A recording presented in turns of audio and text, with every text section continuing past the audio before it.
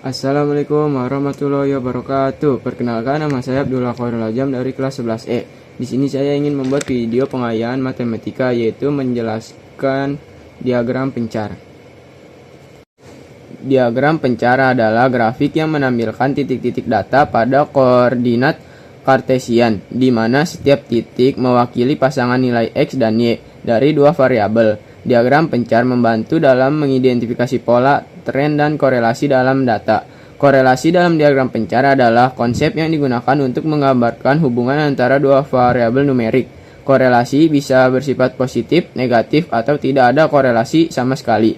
Dan selanjutnya ada data bivariat. Data bivariat adalah data yang terdiri dari dua variabel yang diukur atau diamati pada subjek yang sama. Tujuan utama dari analisis data bivariat adalah untuk menentukan apakah ada hubungan antara kedua variabel tersebut. Dengan menganalisis data bivariat, kita dapat mengidentifikasi pola atau tren yang mungkin tidak terlihat dengan menganalisis satu variabel saja. Selanjutnya yaitu ada struktur diagram pencar. Diagram pencar memiliki tiga struktur. Yang pertama yaitu sumbu X, yaitu variabel independen atau bebas. Variabel ini yang mempengaruhi variabel dependen atau sumbu Y. Yang selanjutnya ada sumbu Y, yaitu variabel dependen atau terikat. Variabel ini yang dipengaruhi oleh sumbu X atau variabel independen. Yang ketiga yaitu titik-titik data, yaitu hasil plot atau sebaran data di dalam grafik. Yang selanjutnya ada jenis pola hubungan korelasi. Yang pertama yaitu ada korelasi positif atau searah. Dinamakan korelasi positif jika nilai X naik, maka nilai Y juga ikut naik. Titik-titik data terlihat gerak naik dari kiri bawah ke kanan atas. Contoh nyatanya yaitu hubungan antara waktu belajar dan nilai ujian. Makin lama belajar, nilai cenderung makin naik.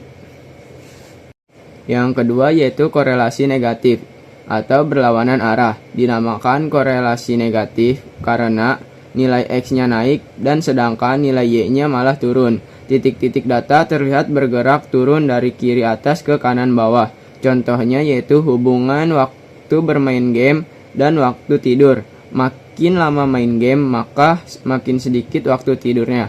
Yang ketiga yaitu tidak berkorelasi, yaitu tidak ada hubungan.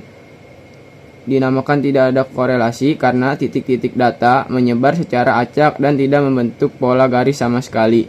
Perubahan di X tidak mempengaruhi Y. Contohnya yaitu hubungan antara ukuran sepatu dan skor ujian matematika. Ukuran sepatu tidak menjamin nilainya bagus. Selanjutnya yaitu ada tren garis. Tren garis pada diagram pencar yaitu memiliki dua. Yang pertama yaitu linier, yaitu jika titik-titiknya cenderung membentuk garis lurus. Ini yang paling sering dipelajari. Yang kedua yaitu non-linier, jika titik-titik membentuk pola melengkung atau kurva. Yang selanjutnya yaitu cara menggambar diagram pencar secara manual. Yang pertama, kita harus menyiapkan kertas dan alat tulis, misalnya pensil, penggaris, dan penghapus. Yang kedua, tentukan skala sumbu X dan sumbu Y. Sumbu X biasanya digunakan untuk mengukur variabel independen, sedangkan sumbu Y digunakan untuk mengukur variabel dependen. Yang ketiga, tentukan nilai-nilai variabel independen dan dependen. Nilai-nilai variabel independen dan dependen dapat diperoleh dari data bivariat yang telah disiapkan. Yang keempat ada menulis nilai-nilai variabel independen pada sumbu X. Yang kelima, tulis nilai-nilai variabel dependen pada sumbu Y. Dan yang terakhir, menggambar pasangan titik-titik X dan Y pada bidang koordinat. Titik-titik diperoleh dengan menghubungkan nilai-nilai variabel independen dan dependen. Yang selanjutnya yaitu ada contoh gambar korelasi. Yang gambar pertama menunjukkan korelasi positif linear karena tren datanya menunjukkan garisnya naik dari kiri bawah ke kanan atas dan membentuk garis lurus. Yang kedua yaitu tidak ada korelasi. Kenapa tidak ada korelasi? Karena titik-titiknya tidak berpola dan sembarangan. Dan yang ketiga yaitu ada korelasi negatif non-linear. Kenapa negatif non-linear? Karena garis datanya yaitu turun dan membentuk kurva. Yang keempat yaitu korelasi negatif linear. Karena datanya cenderung turun dan membentuk garis lurus. Dan yang terakhir yaitu positif non-linear. Karena data di sini yaitu menunjukkan arah naik tetapi tidak membentuk garis lurus atau kurva. Next, yang selanjutnya yaitu ada contoh soal. Yang soal pertama yaitu tentukan apakah pasangan variabel berikut memiliki korelasi positif, korelasi negatif, atau tidak berkorelasi sama sekali. Yang A, banyaknya curah hujan dengan penjualan payung. Yang B, kecepatan berkendara dengan waktu tempuh perjalanan. Dan yang C, nomor punggung pemain sepak bola dengan jumlah gol yang dicetak. Jawabannya yang A, korelasi positif. Karena makin tinggi curah hujan, maka penjualan payung akan semakin meningkat. Yang B, yaitu korelasi negatif.